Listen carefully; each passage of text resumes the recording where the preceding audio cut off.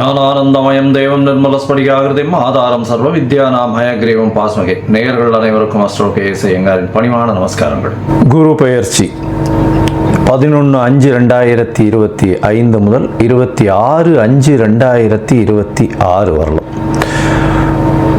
குரு பகவான் ரிஷபராசியில் மிருகசீரிஷம் 2ஆம் பாதத்திலிருந்து மிருகசீரிஷம் 3ஆம் பாதத்திற்கு 11/5/2026 அன்னைக்கு ஞாயிற்றுக்கிழமை சித்த யோகம் கொண்ட நாளில்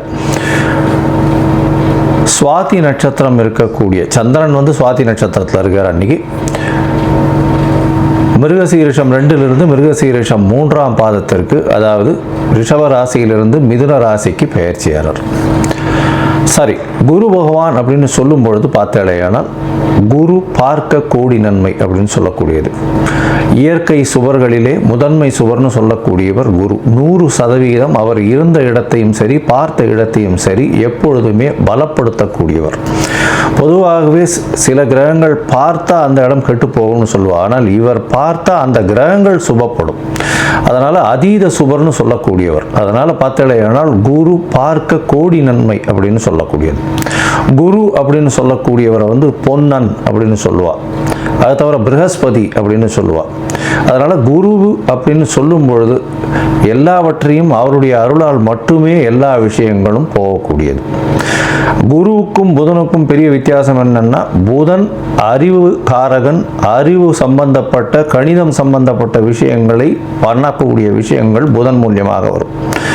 ஆனால் குருவின் அருள் இருந்தால் மட்டும்தான் அந்த உபயோகத்தை, அந்த படித்த வித்தையை உபயோகப்படுத்தக்கூடிய தன்மையை உபயோகப்படுத்தக்கூடிய நேரத்தில் உங்களுக்கு ஞாபகம் வரும். அதனால தான் குருவின் பார்வை எந்த காலகட்டத்திலும் உங்களுக்கு ஏற்றது. குருவின் ஆசீர்வாதங்கள் ரொம்பவும் முக்கியமானது அப்படின்னு சொல்லக்கூடியது. சரி, குருவை பற்றி சொல்லும் பொழுது பார்த்தேனால் அவர் பொன்னன்னு சொல்லுவோம். அதை தவிர அவர் ப்ரஹஸ்பதினு சொல்லுவோம், தேவகுருன்னு சொல்லுவோம். இருக்கும் கிரகங்கள் 9 கிரகங்கள். அந்த 9 கிரகங்களில் 7 கிரகங்களை சொல்லுவோம். 2 கிரகங்கள், அதாவது ராகு கேத்துன்றது ஒரே உடலில் 2 தலையும் வாலாகவும் இருக்கிறதுனால அது சாயா கிரகங்கள். ஒரு இதுதான், அதாவது நிழல் அப்படின்னு சொல்லக்கூடியது. இந்த 7 கிரகங்களிலும் சூரியன் சந்திரனை விட்டால்னா 5 கிரகம் தான். அந்த 5 கிரகங்கள்லையும் மிகவும் முதன்மையான மிகவும் பெரிய இருக்கக்கூடிய கிரகமானது நம்மளுக்கு கிட்டத்தட்ட கொஞ்சம் அருகாமையில் இருக்கக்கூடிய கிரகம். அவருடைய பிரதிபலிப்பினால் நமக்கு 2.5 மடங்கு சுப பலன்கள், சூரியனுடைய ஒளி சக்தி நம்மளுக்கு வரும். அதனால் அதீத சுபம் கொடுக்கக்கூடியவர் குரு பகவான் என்று சொல்லக்கூடியது. சரி, இப்போ குருவின் பார்வை அப்படின்னு பார்த்தாலும் பொதுவாகவே எல்லா கிரகங்களும் 7ஆம் பார்வை அப்படின்றது சமசப்தம 180 டிகிரி பார்வைகளை பார்க்கும். ஆனால் குருவிற்கு விசேஷ பார்வை அப்படின்னு சொல்லக்கூடியது 5ஆம் பார்வையும் 9ஆம் பார்வையும் உண்டு. அதாவது அவர் இருக்கும் இடத்திலிருந்து 5ஆம் இடத்தையும் சுபப்படுத்துவார், 9ஆம் இடத்தையும் சுபப்படுத்துவார். மேலும் பார்த்தேனால் இந்த குரு பகவானுக்கு காலபுருஷ தத்துவத்தில் 9வது ராசியும் 12வது ராசியும் கொடுக்கப்பட்டிருக்கு. இதில் என்ன விசேஷம் அப்படின்னா, பாக்யஸ்தானத்தின் அதிபதினு சொல்லக்கூடியவர் குரு. அதாவது உங்களுக்கு ஒரு நல்ல விஷயம், எந்த ஒரு விஷயத்திலும் தடங்கள் இல்லாமல் பாக்கியங்கள் கிட்டணும் அப்படின்னா, செல்வங்களாக இருக்கட்டும், படிப்பனாக இருக்கட்டும், எந்த ஒரு விஷயம், நல்ல மனைவி இல்லாள், அதை தவிர நல்ல இல்லம், அதை தவிர குழந்தை பிராப்தி, எல்லா விஷயத்துக்குமே பாக்கியம் கிடைச்சிருக்குன்னு சொல்லணும்னாலே அதுக்கு குரு உங்களுடைய ஜாதகத்தில் நல்ல வலுப்பெற்று லக்னத்திற்கு இருக்கணும். அந்த மாதிரியான ஒரு விஷயம் இருந்ததே ஆனால் உங்களுக்கு பெரிய ஏற்றம் கொடுப்பார். குருவை பொறுத்தவரையிலும் பார்த்தேனால் 12ஆம் இடத்தையும் அவருடைய காலபுருஷ தத்துவத்தின் 12ஆம் இடமான மீனமும் குரு பகவானுக்கு உண்டானது. எப்பொழுதுமே 12ஆம் இடம்னு விரயஸ்தானத்தை சொல்லுவோம். அதை தவிர தூக்கஸ்தானத்தை சொல்லுவோம். இதெல்லாம் குருவினுடைய நல்ல பார்வையோ இருந்தாரே ஆனால் உங்களுக்கு சுப செலவுகள் வரும், நல்ல தூக்கம் வரும், உடலாக நல்லபடியாக இருக்கக்கூடிய காலகட்டமாக இருக்கும். இதெல்லாம் குருவினுடைய பார்வையோ குரு இருந்தாலோ வரக்கூடியது. சரி, குரு பகவானை பொறுத்தவரையிலும் பார்த்தேனால் அவருக்கு குரு அணி அப்படின்னு சொல்லக்கூடியது சூரியன், சந்திரன், செவ்வாய் மற்றும் குரு, இவர்கள் 4 பேர் ஒரு அணியாகவும், இவர்கள் அருள் அணி அப்படின்னு சொல்லக்கூடியதாகவும், பொருள் அணின்னு சொல்லக்கூடியவர் சுக்கிரனுடைய அணியாக, சுக்கிரன், புதன், சனி மற்றும் ராகு கேது இவர்கள் 5 பேரும் ஒரு அணியாகவும் இருக்கக்கூடியது. அதனால் குரு அதீத சுபத்துவர் 100% சுபத்துவர் குரு. அதற்கு அடுத்து சற்று கம்மியாக, அதாவது 80%, 75% சொல்லக்கூடிய அளவுக்கு சுக்கிரன் சிறந்தவர். அதே போல் பார்த்தாலேயானால் அதீத சுபத்துவம் கொண்டவர் வந்து பௌர்ணமி சந்திரனும் தனித்த புதனும் சொல்லுவாள். மிச்சவா எல்லாருமே வந்து பாவர்கள்னு சொல்லக்கூடியது. சந்திரன் வந்து பௌர்ணமி சந்திரன், அதாவது வளர்பிறை சந்திரனோ பௌர்ணமி சந்திரனோ சுபராக கொள்ளக்கூடியது. அதுவும் வந்து அமாவாசையிலிருந்து வளர்பிறைன்னு பார்த்தோம்னா ஒரு 6 நாள் 7 நாளைக்கு பார்த்தோம்னா உங்களுக்கு வெளிச்சம் இருக்கிறதுக்கு வாய்ப்பு இல்லை. அதனால் அந்த காலகட்டத்தில் சந்திரனை எடுத்துக்க மாட்டான். சரி, இப்போ குருவை பற்றி பார்க்கும்பொழுது குருவினுடைய ஸ்தலங்கள் எல்லாருக்கும் தெரியும். குருவினுடைய காரகத்துவம்னு சொல்லக்கூடியது வந்து பணம் வரணும் அப்படின்னா குரு நல்லபடியாக இருக்கணும். குரு நல்ல இடத்துல இருந்து உங்களுடைய ராசியோ லக்னத்தையோ பார்த்தாரு ஏனால் 2வது ஸ்தானத்தை பார்த்து 11வது ஸ்தானத்தை பார்த்தாரு ஏனால் பணத்திற்கு பஞ்சம் இருக்காது. பொதுவாகவே குருவை நம்ம வந்து தனகாரகன் அப்படின்னு சொல்லுவோம். ஜோதிட சாஸ்திரத்தில் தனகாரகன். அதை தவிர குருவுக்கு வந்து பார்த்தாலேயானால் புத்திர காரகன். இந்த ரெண்டும் வந்து காரகத்துவத்திலே வரும். அதனால் ஒரு ஜாதகத்தில் குருவினுடைய வலுத்தன்மை உங்களுக்கு அடுத்த சந்ததியினர் நல்லபடியாக இருக்கணும் அப்படின்னா குரு நல்ல வலுத்திருந்து குருவினுடைய ஆசீர்வாதங்கள் நிச்சயமாக இருக்கணும். அதனால் காரகத்துவம்னு பார்க்கும்பொழுது புத்திர காரகத்தை சொல்லுவாள். 5ஆம் இடம், 5ஆம் இடத்தின் அதிபதி மற்றும் குரு, இவர்கள் 3 பேரும் வந்து ஒரு ஜாதகத்தில் நல்லபடியில் இருந்தால் அந்த ஜாதகனுக்கு அதாவது புத்திர பிராப்தி இருக்கும், சந்தானம் விருத்தி அடையக்கூடிய வாய்ப்புகள் நிச்சயமாக உண்டு அப்படின்றது தான் ஜோதிட சாஸ்திரம் சொல்றது. அதே மாதிரி தன காரகன்னு சொல்லக்கூடியவரும் குரு. அதனால இந்த 2த்துக்குமே காரகத்துவம் வருது. அதனால மிச்சப்படி நல்ல விஷயங்கள் நிறைய பண்ணாலும் இந்த 2 விஷயத்தில் ரொம்பவும் முக்கியமாக இருப்பார். இதை தவிர பார்த்தாலேயானால் குருவுக்கு உண்டான மரம்னு சொல்லக்கூடியது அரச மரம். அரச மரத்தை குருவுக்கு உண்டான மரம். ஏன்னா அரச மரத்தில் பார்த்தாங்கன்னா ஒரு பகுதி வந்து விஷ்ணுவும் ஒரு பகுதி வந்து சிவனாகவும் சொல்கிறா, வேறு பகுதி வந்து பிரம்மாவாகவும் சொல்கிறா. அதனால் அரச மரத்தின் முழுவுமே மும்மூர்த்திகள் இருக்கிறதாகவும் அது குருவினுடைய ஆளுமையில் இருக்கிறதாகவும் சொல்லக்கூடியது. எல்லோருக்குமே சுவராக இருக்கக்கூடியவர் குரு. அதுதான் ரொம்ப பெரிய விசேஷம். யாருக்குமே தீங்கு செய்ய மாட்டார். ஒரு நல்லது பண்ணுவார், இல்லைன்னா பண்ணாமல் இருப்பார். தீங்குன்றது பண்ண மாட்டார். மேலும் பார்த்தீங்களேனால் குருவுக்கு உண்டான மலர்ன்றது சொல்லக்கூடியது முல்லை மலரை சொல்கிறார். அதை தவிர குருவுக்கு உண்டானது சந்தன மரத்தை சொல்லுவான். இதை தவிர பார்த்தீங்களேனால் இந்த சந்தன மரம் தானம் கொடுக்குறது, அதாவது கொண்ட கடலை, மஞ்சள் நிறம், இந்த மாதிரியான விஷயங்கள் குருவுக்கு சொல்கிறான். இது எதுக்கு சொல்கிறேன் அப்படின்னா ஒருவருக்கு குரு அந்த அளவுக்கு சரியில்லை, இந்த குரு பெயர்ச்சி கொஞ்சம் பிரச்சனைகள் இருக்குது, அதனால் அவளுக்கு வந்து பிரச்சனைகள் வந்து அதிகமாக போகக்கூடிய வாய்ப்பு இருக்குது. அதாவது தனம் வருமானத்திலும் சரி, அதை தவிர வந்து அவளுக்கு உண்டான புத்திர பாக்கியங்களும் சரி, இல்லை புத்திரர்களால் பிரச்சனைகளாக இருந்தாலும் சரி, இல்லை கடன் ஏறக்கூடிய வாய்ப்புகளாக இருந்தாலும் சரி, கடல் கழுத்தை நெருக்கக்கூடிய வாய்ப்புகளாகவும் சரி, இந்த மாதிரியான எளிய பரிகாரங்களை செய்கிறது ரொம்பவும் நல்லது. அதாவது என்ன அப்படின்னா முதல்ல வந்து குரு காயத்ரின்னு சொல்லக்கூடிய ஓம் ரிஷபத்வஜாய வித்மகே கிருணிஹஸ்தாய தீமகி தன்னோ குரு பிரச்சோதயாத்து அப்படின்ற இந்த குரு காயத்ரி மந்திரத்தை ஒரு நாளைக்கு 3 தரமாவது இந்த குரு அடுத்த பெயர்ச்சி ஆறவர்களும் சொல்கிறது ரொம்பவும் நல்லது. அது தவிர குரு பகவானுக்கு உண்டான எளிய பரிகாரம்னு சொல்லக்கூடியது இந்த கொண்டக்கடலை வெள்ளை கலர் கொண்டக்கடலையை வந்து சுண்டல் பண்ணி இது பண்ணுறது. அது தவிர முல்லைப்பூ சாத்துறது குரு பகவானுக்கு, இல்லை தட்சிணாமூர்த்திக்கு. அது தவிர வந்து மஞ்சள் கலர் வஸ்திரம் தானமாக கொடுக்கறது. படிக்கக்கூடிய இடங்கள் அதில் வந்து அதாவது பாடசாலைகள் இதுக்கெல்லாம் வந்து படிக்கிறதுக்குன்னு உங்களால் முடிஞ்ச விஷயத்தை தானமாக கொடுக்கறது. நெய் போட்ட ஸ்வீட்டு அது வந்து வாங்கி தானமாக கொடுக்கறது. அதாவது கோவிலில் வந்து நெய் போட்ட ஸ்வீட், அதாவது சக்கரை பொங்கல்னு வச்சுக்கலாம். அந்த மாதிரியான விஷயங்கள் கொடுக்கறதன் மூலியமாக குருவுக்கு உண்டான பிரீத்தி. சரி, இது எப்போ பண்ணலாம்? குருவுக்கு உண்டான பிரீத்தின்னு சொல்லக்கூடியது எப்போவுமே குருவின் நாளான அதாவது வியாழக்கிழமை அன்னைக்கு பண்ணணும். அதை தவிர பார்த்தேனால் இந்த காயத்ரி மந்திரத்தை எப்போ சொல்லணும்? வியாழக்கிழமை கார்த்தால முதல் மணி நேரம், அதாவது ஹோரைன்னு சொல்லுவோம். அதாவது சூரியன் உதித்த முதல் மணி நேரத்தை ஹோரை அப்படின்னு சொல்லக்கூடியது. இந்த ஹோரையில் முதல் மணி நேர ஹோரை, அதாவது உங்களோட ஊரில் சூரிய உதயம் வந்து 7 மணி இருக்கலாம், இல்லை 6 மணி இருக்கலாம், இல்லை 5 மணி இருக்கலாம். எந்த மாதிரியான இதுவாக இருந்தாலும் சூரிய உதயத்தின் முதல் மணி நேரம் வியாழக்கிழமை அன்னைக்கு இந்த இது காயத்ரி மந்திரத்தை 3 முறை சொல்கிற இல்லையானால் உங்களுக்கு வரக்கூடிய வேண்டிய எந்த பிரச்சனைகளிலிருந்தும் நிச்சயமாக தவிர்க்கப்படும். சரி, இப்போ குரு பயிற்சி இந்த மேஷம் முதல் மீனம் வரை எப்படி இருக்கு அப்படின்றத ஒன்றா பார்க்கலாம். அதற்கு முன்னாடி என்னுடைய மொபைல் நம்பர் பாயிண்ட் இருக்கும் இங்கே, அதாவது மேலே இருக்கும். உங்களுக்கு அஸ்ட்ராலாஜிக்கல் கன்சல்ட் தேவைப்பட்டதுன்னா நீங்கள் எனக்கு காண்டாக்ட் பண்ணுங்க. உங்களுடைய date, time, place of birth, உங்களுடைய பெயர், தாய் தகப்பனார் பெயர் வரலாம் அனுப்பிச்சு வைங்க.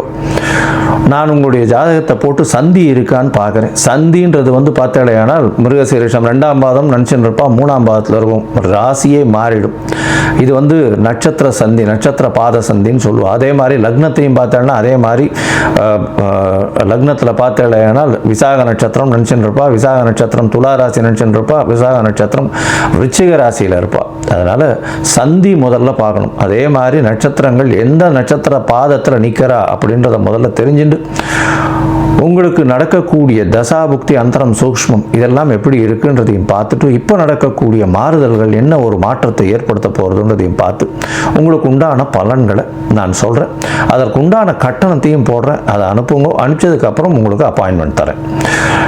இப்போது மேஷம் முதல் மீனம் வரை குரு பெயர்ச்சி 2025 11/5/2025 முதல் 26/5/2026 வரை பார்க்கலாம். தனுசு ராசி நேயர். தனுசு ராசின்னா மூலம், பூராடம், உத்திராடம், 1ஆம் பாதம் வரணும் 9 பாதங்களை கொண்ட ராசி. இந்த தனுசு ராசிக்காரர்களை பார்த்தேன்னா கிட்டத்தட்ட ஒரு 7-8 வருஷமாகவே ஒரு பெரிய ப்ரெஷரில் இருக்காங்க. எல்லா விதத்துலேயும் பிரச்சனைகள். இப்போ தான் போன வருஷம்லாம் என்ன சொல்லிட்டு இருந்தாங்கன்னா, சனி பயிற்சி, சனி மாறிடுத்து, அதனால் சனி மாறினதுனால நல்லபடியாக இருக்கும் அப்படின்னாங்க. திருப்பியும் பார்த்தீங்கன்னா உங்களுடைய ராசிநாதனான குரு உங்களுடைய ராசிக்கு 6ஆம் இடத்துல போட்டார். போன வருஷம் மே மாதத்திலிருந்து உடல் நிலையில் பின்னடைவு, அதிக கடன், தேவையற்ற செலவுகள், ஆஃபீஸில் டென்ஷன், ஆஃபீஸில் சீனியர்கிட்ட அசிங்கப்படுறது, இது எல்லாமே நடந்திருக்கும். இப்போ இந்த குரு பயிற்சி அதாவது 2025 11ஆம் மாதம் 11ஆம் தேதி 5ஆம் மாதம் ஒரு பெரிய ஏற்றத்தை, மாற்றத்தை, ஒரு மாறுதலை, உங்களுக்கு பெரிய வெளிச்சத்தை கொடுக்கக்கூடிய காலகட்டமாக அமைய போகிறது. இந்த தனுசு ராசிக்காரர்களை பொறுத்தவரைக்கும் பார்த்தாலேனா உங்களுடைய ராசிக்கு 7ஆம் இடத்துல குரு வரார். 7ஆம் இடம் அப்படின்னு சொல்லக்கூடியது சப்தமஸ்தானம், அதாவது எதிர்பாலனத்தவரை குடிக்கக்கூடிய ஸ்தானம். அது தவிர பார்த்தாலேயானால் களத்திரம்னு சொல்லக்கூடிய இடம். அதனால் களத்திர ஸ்தானத்துக்கே குரு பகவான் வரார். அவர் வர்றதுனால கண்டிப்பாக திருமணம் ஆகாத இளைஞர்களுக்கு, திருமணத்திற்கு பார்த்து கொண்டிருக்கும் இளைஞர்களுக்கு கண்டிப்பாக திருமணம் ஆகக்கூடிய வாய்ப்பு நிச்சயமாக இருக்கும். இதன் மூலியமாக பார்த்தோம்னா இவ்வளோ நாளாக இது கல்யாணத்துக்கு பார்த்துட்டே வரோம் சார், எந்த ஜாதகத்தை எடுத்தாலும் தட்டி போயிட்டே இருக்குது, கரெக்டாக கிட்ட வர மாதிரி இருக்குது, கடைசியில் ஏதோ ஒரு காரணத்தினால தட்டி போயிடுறது, என்ன பண்ணுறதுன்னே தெரியல அப்படின்னு எல்லாருமே சொல்லிட்டு இருந்தாங்க. இப்போ தனுசு ராசிக்காரர்களுக்கு ஏற்றமான காலம், ஏற்றமான நேரம். இந்த மே 11ஆம் தேதி உங்களுக்கு ஒரு மாற்றத்தை கொடுக்கக்கூடிய காலகட்டமாக ஒரு வருஷம் இருக்க போகிறது. 2026 மே வரலும் இருக்க போகிறது. அதனால் பெரிய ஏற்றம் கிடைக்கக்கூடிய காலகட்டம். எதிர்பாலினத்தவர் மூலியமாக நல்ல ஒரு ஏற்றம். அது தவிர பார்த்தாலேயானால் கூட்டு தொழிலில் வெற்றி கிடைக்கக்கூடிய காலகட்டமாக அமைய போகிறது. கூட்டு தொழில்னு பார்ட்னர்ஷிப் கன்சர்னில் இவ்வளோ நாளாக ஒரு பின்னடைவை சந்திச்சிருப்பீங்க.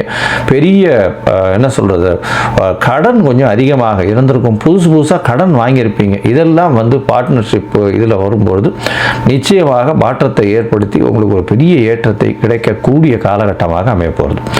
இந்த காலகட்டத்தில் பார்த்தோம்னா உங்களுக்கு அது புதிய பதவி, புகழ் ஏறக்கூடிய காலகட்டம். ஏன்னா 7ஆம் இடத்தை சொல்லக்கூடியது ஒரு பெரிய அழியா புகழை சொல்லக்கூடிய இடம். அதனால் அந்த 7ஆம் இடம் வலுத்து போகிறது, அதுவும் ராசிநாதனே போய் அங்கே நிற்கிறார் அப்படின்னும் பொழுது கண்டிப்பாக உங்களுக்கு ஒரு அழியா புகழ் வரக்கூடிய ஒரு பெரிய ஒரு ரிமார்க்கபிள் திங், ஒரு பெரிய மாற்றத்தை ஏற்படுத்தக்கூடிய விஷயங்களை நீங்கள் இந்த காலகட்டத்தில் நிச்சயமாக பண்ணக்கூடும்.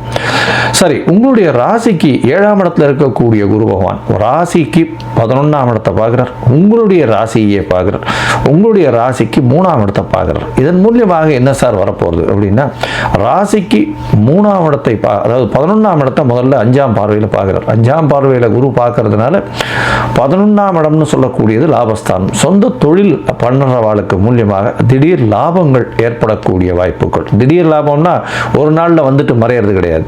உங்களுக்கு வந்து இந்த தொழிலில் வந்து ஒரு பெரிய ஆளுமை வந்து அந்த தொழில் மூலியமாக ஒரு நல்ல ஒரு பிஸ்னஸ் கிளைண்ட்ஸோ ரெகுலர் ஒர்க்கிங்கோ இந்த மாதிரியான விஷயங்கள் கிடைக்கக்கூடிய வாய்ப்பும், செய்யக்கூடிய தொழிலில் பெரிய ஏற்றம் கிடைக்கக்கூடிய காலகட்டமாக அமைய போகிறது. லாபங்கள் அபரிமிதமாக இருக்கக்கூடிய காலகட்டம். அதாவது கிட்டத்தட்ட ஒரு 4-5 வருஷத்துக்கு கழிச்சு இப்போ தான் ஒரு பெரிய மாற்றம் வருது உங்களுக்கு.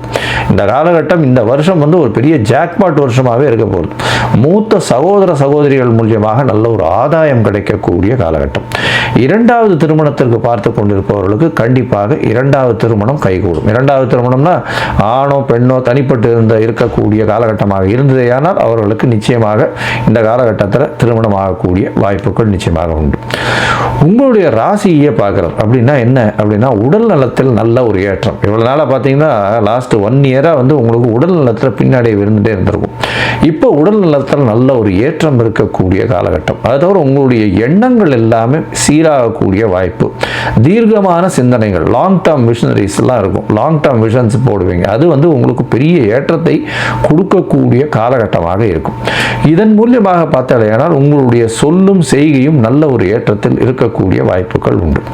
உங்களுடைய ராசிக்கு பார்த்தாலும் 3ஆம் இடத்தை பார்க்குறார். 3ஆம் இடம்னு சொல்றது இளைய சகோதர ஸ்தானத்தை சொல்றோம். இதன் மூலியமாக பார்த்தாலேயானால் நல்ல ஒரு உங்களுக்கும் உங்களுடைய யங்கர் பீப்புளுக்கும் நல்லபடியான ஒரு அண்டர்ஸ்டாண்டிங் இருக்கக்கூடிய வாய்ப்பு. இவ்வளவு நாளாக லிட்டிகேஷன்ஸ், அதாவது பிரச்சனைகள் இருந்திருந்ததுனாலும் ஏதோ ஒரு சுமூகமான தீர்வு ஏற்படக்கூடிய வாய்ப்புகள் நிச்சயமாக உண்டு. ஏன்னா சனியும் ராகுவும் சேர்ந்து இருக்கிறதுனால கண்டிப்பாக 3ஆம் இடம் வலுத்து போகிறதுனால நீங்கள் விட்டு கொடுக்காமல் போயிருப்பீங்க. அதனால் இப்போ விட்டு கொடுத்து போகலாம்னு கண்டிப்பாக ஒரு வெற்றியை நோக்கி நிச்சயமாக பயணப்படக்கூடிய வாய்ப்பு உண்டு. இந்த 3ஆம் இடம் வந்து எழுத்து பணியை சொல்லும். அதாவது கலை துறையில் இருக்கிறவங்களுக்கு எழுத்து பணி அதை சொல்லும். எழுத்து பணியில் இருக்கிறவங்களுக்கு நல்ல ஒரு ஏற்றத்தை கொடுக்கக்கூடிய காலகட்டம். அதாவது இந்த 3ஆம் இடத்துல சனி இருக்கிறது வந்து பார்த்தீங்களேனால் இந்த புரட்சி எழுத்தாளர்கள், அதை தவிர வந்து இந்த லோயர் லேபர்ஸை வந்து ட்ரிகர் பண்ணி எழுதக்கூடியவர், இந்த மாதிரியான விஷயங்கள் எல்லாம் ரொம்ப ஸ்ட்ராங்காக இருக்கக்கூடிய வாய்ப்பு. அதில் வந்து யதார்த்தத்தையும் தர்மத்தையும் கடைபிடிக்கக்கூடிய வாய்ப்புகள் ரொம்பவும் அதிகமாக இருக்கும். சரி, உங்களுடைய ராசிக்கு பார்த்தலையானால் மொத்தத்தில் இந்த தனுசு ராசிக்காரர்களுக்கு நல்ல ஒரு ஏற்றம் பொருந்திய காலமாக இருக்குது. அதுவும் வந்து பார்த்தாலேயானால் இந்த ப்ரொஃபஸர்ஸ், டீச்சர்ஸ், எஜுகேஷன் ஆப், இந்த மாதிரியான விஷயங்கள் இப்போ அவங்களுக்கு கோல்டு மர்ச்சன்ட்டு, கோல்டு ஸ்மித்து, அதை தவிர பார்த்தாலேயானால் தங்க வியாபாரம், தங்க கடை வச்சிருக்கிறவங்க, அதை தவிர வந்து இந்த ஜோதிடம், இந்த மாதிரியான விஷயங்கள், குருக்கள், குருமார்கள், இவங்களுக்கெல்லாம் வந்து பெரிய ஏற்றம் கிடைக்கக்கூடிய நாள். அதனால் வந்து இந்த குருமார்களுக்கெல்லாம் மடாதிபதிகள், பீடாதிபதிகள், இவங்களுக்கெல்லாம் வந்து ஒரு பெரிய இமேஜ் வரக்கூடிய வருஷமாக இந்த வருஷம் அமைய போகிறது. இந்த வருஷத்தில் பார்த்தீங்கன்னா உங்களுடைய ராசிக்கு திருமணம் நிச்சயமாக கைகூடும். இரண்டாவது திருமணத்துக்கு பார்த்து கொண்டிருப்பவர்களுக்கு கண்டிப்பாக இரண்டாவது திருமணம் கைகூடக்கூடிய காலகட்டமாக இருக்கும். உடல் நலத்தில் நல்ல ஏற்றம் இருக்கக்கூடிய காலகட்டம். தொழிலில் அபரிமிதமான ஏற்றம் இருக்கும். தொழிலில் அபரிமிதமான லாபங்கள் இருக்கக்கூடிய வாய்ப்புகள் உண்டு. எடுத்த காரியங்கள் அனைத்திலும் வெற்றி வெற்றி வெற்றி. மூத்த சகோதர சகோதரிகள் மூலியமாக நல்ல ஒரு ஆதாயம் கிடைக்கக்கூடிய வாய்ப்புகள் நிச்சயமாக உண்டு. இளைய சகோதரர்கள் கூட அனுசரித்து போகக்கூடிய வாய்ப்புகள் மிகவும் அதிகமாக இருக்கக்கூடிய வாய்ப்பு. முயற்சிகள் எல்லாமே கைகூடக்கூடிய காலகட்டம். புதிய முயற்சிகள் உங்களை வெற்றியை நோக்கி எடுத்து செல்லக்கூடிய வாய்ப்புகள் மிகவும் அதிகமாக இருக்கும். இந்த குழந்தை பிராப்தி இல்லாதவர்களுக்கு, ஆண் மலட்டுத்தன்மை இருப்பவர்களுக்கு இப்பொழுது மலட்டுத்தன்மை நீங்கி இல்லை ஸ்பெர்ம் கவுண்ட்ஸ் வந்து அதிகமாகக்கூடிய வாய்ப்புகள் இந்த காலகட்டத்தில் இருக்கும். மொத்தத்தில் பார்த்தாலேயானால் இந்த தனுசு ராசிக்காரர்களுக்கு 95 விழுக்காடு பெரிய ஏற்றத்தை கொடுக்கக்கூடிய குரு பயிற்சியாக அமைகிறது. இந்த குரு பயிற்சியில் அவசியமாக ஒரு தடவாவது ஆலங்குடி போயிட்டு வாங்க. இந்த ஆலங்குடி போயிட்டு வர்றது வந்து ஒரு பெரிய ஏற்றம். ஏன்னா தட்சிணாமூர்த்திக்கு அது ஒரு பெரிய சிறப்பான இடம் அப்படின்னு சொல்லக்கூடியது ஆலங்குடி. அதை தவிர வந்து குச்சானூர் போயிட்டு வாங்க. குச்சானூர் போயிட்டு வர்றதன் மூலியமாக வடக்கு முகமாக தட்சிணாமூர்த்தி இருப்பார். யானை வாகனத்தோடு இருக்கார் குச்சானூரில். அதனால் வந்து ஒரு நல்ல ஒரு ஏற்றம் தேனி மாவட்டத்தில் இருக்குது. அந்த மதுரை தேனி அந்த சைடில் இருக்குது. போயிட்டு வாங்க. நல்ல ஒரு ஏற்றம் கிடைக்கக்கூடிய காலகட்டமாக அமைய போகிறது. இந்த குச்சனூர் போயிட்டு வர்றதன் மூலியமாக உங்களுக்கு ஏற்பட்ட பிரச்சனைகள் எல்லாமே தவிடுபடியாக போகக்கூடிய வாய்ப்பும், உடல் நலத்தில் நல்ல ஏற்றமும், எல்லா விதத்திலும் வெற்றி வரக்கூடிய காலகட்டமாக இந்த குரு பயிற்சி அமைகிறது.